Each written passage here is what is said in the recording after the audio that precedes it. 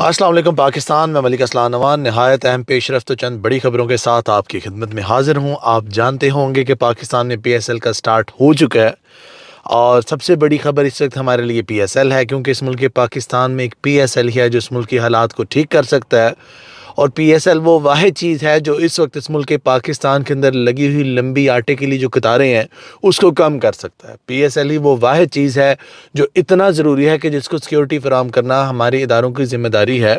और जहाँ पर इलेक्शंस होने चाहिए, जहाँ पर इलेक्शंस की ज़िम्मेदारी होनी चाहिए, वहाँ पर हमारे इदारों ने माजरत कर ली, क्योंकि पीएसएल से शायद ज़्यादा अहम कोई चीज़ है ही नहीं इस वक्त इस मुल्क पाकिस्तान में। खैर, ये मेरी छोटा सा अपना कंसर्न था कि सिक्योरिटी जो पीएसएल को आप दे रहे हैं, ठीक है आप दीजिए, कोई बात नहीं, लेकिन जो आपका आईनी हक है, आपको एटलीस्ट अगर इस मुल्क पाकिस्तान में दहशतगर्दी का खतरा है और इलेक्शन सर पर है, तो आपको इस मुल्क पाकिस्तान में ऐसा क्या मसला है कि आप इलेक्शंस को सिक्योरिटी नहीं दे रहे। बाकी मैं बात करूंगा इलेक्शन कमीशन की। वो आप शायद जानते होंगे कि वो इस वक्त तौहीन अदालत के मरतकब हो चुके हैं और सोमवार का दिन पहला दिन था कि तौहीन अदालत के ज़ुमरे में वो आ चुके थे। अब देखना यह है कि जो हमारे कवानीन है, जो हमारा कानून का एक देवी है या देवता समझ लें, वो इससे हिलता है कि नहीं हिलता। अगर तो जो हमारा कानून का देव है या देवता है, अगर उसको ये बात बुरी लगी और ग्राह गुजरी, फॉर एग्जांपल उसको एक बंदे की बात बुरी लगती है, उस पर वो एक्शन ले लेते हैं, और दूसरे बंदे की बात बुरी लगती है और एक्शन नहीं लेते, तो यहाँ पर मैं खुला तजाद ना बोलूँ तो क्या बोलूँ। इस वक्त इस मुल्क पाकिस्तान में आयन के साथ जो खिलवाड़ किया जा रहा है, जो मजाक किया जा रहा है, आपके शायद तसव्वुर से भी वो बालातर हो कि यहाँ पे फेवरेटिज्म चल रहा है, पिक एंड चूज चल रहा है। एक ही तरह की गलती दो बंदों ने की होंगी, उसके लिए दो डिफरेंट तरीके की सज़ाएं मुंतखब की जाएंगी। एक को बचाने की कोशिश की जाएगी और एक को मरवाने की कोशिश की जाएगी। एक को गिरफ्तारी देने का कहा जाएगा और दूसरे को वैसे इग्नोर कर दिया जाएगा। मरियम बीबी ने जो निश्तर चलाए हैं पिछले दिनों में, वो इग्नोर हो जाएंगे।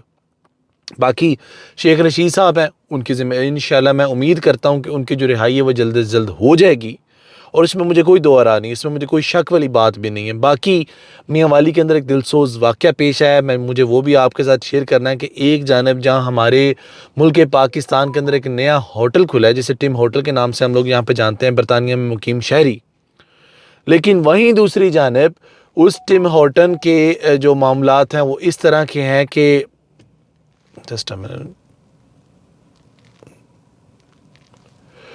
टिम होटल यहाँ पे जिसको कोई पूछता नहीं है, जिसको कोई जानता नहीं है, जिसके साथ किसी का कंसर्न नहीं है, जहाँ पे किसी के अंदर हम जाके राजी नहीं होते, वहाँ पे लंबी लंबी कतारें लगी हुई हैं पाकिस्तान के अंदर।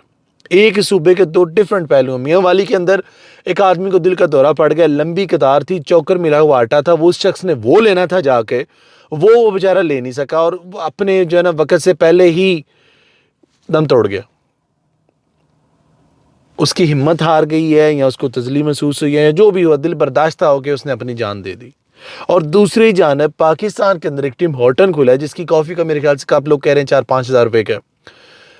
इतना महंगा होटल जिसके अंदर आम बंदा सोच भी नहीं सकता, अफोर्ड भी नहीं कर सकता। तो ये खुला तजाद है कि लोगों को इन्विटेशन दिया जा रहा है कि आओ IMF लोगों की बात करें।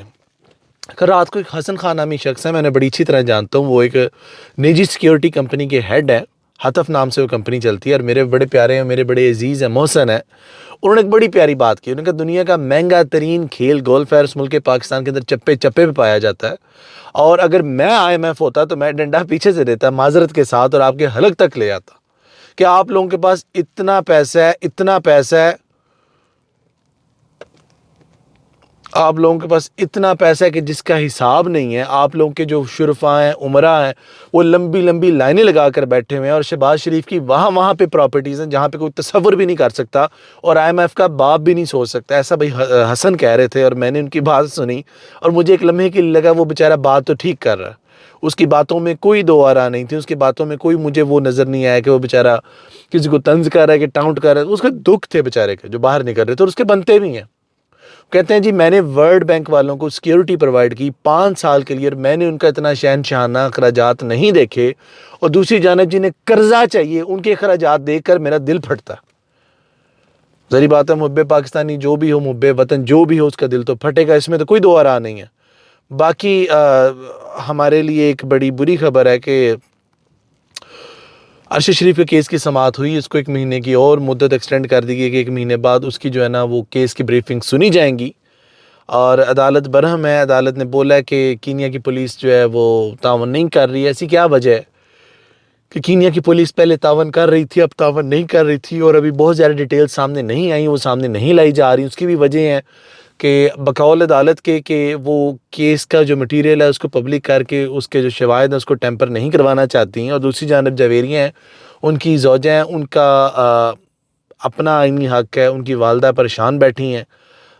उनकी अपनी कंसर्न्स हैं कि उनके अपने माशाल्लाह 2-3 बच्चे इस मुल्क पाकिस्तान के लिए अपनी जान की बाजी से हाथ धो बैठे हैं, और उन्हीं को इंसाफ मिलने में इतनी ताख़ीर क्यों? बाकी कुछ सवालात हैं जिनके जवाबात हमें आने वाले दिन में मिलेंगे। अभी तक के लिए आप अपने होस्ट को इजाज़त दीजिए। फ़ी इमानिल्लाह, खुश रहें, आबाद रहें, अल्लाह हाफ़िज़।